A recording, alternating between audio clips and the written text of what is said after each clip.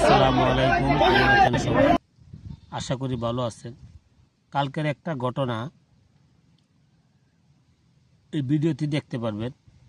এরকম ঘটনা অনেক মর্মাহত। ভিডিওটা দেখে অনেক কষ্ট লাগলো এবং কষ্ট পাইলাম। কোন বিষয়টা হলো, কষ্ট পাওয়ার কারণটা হলো, একটা মানুষ দুনিয়াতে অনেক আকাম কুকাম করে না, যেমন না, সে অপরাধ থাকতে পারে, কিন্তু তার বিচার জীবিত অবস্থায় করাটাই ভালো। সবচেয়ে ন্যাক্কারজনক ঘটনা হইল,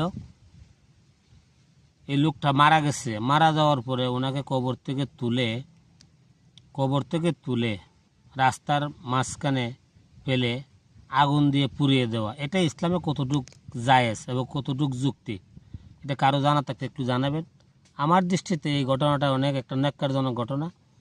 এটার খুব তীব্র নিন্দা ও প্রতিবাদ জানাই। এরকম ঘটনা আমার আদৌ জীবনে আমার বয়সে আমি দেখি নাই।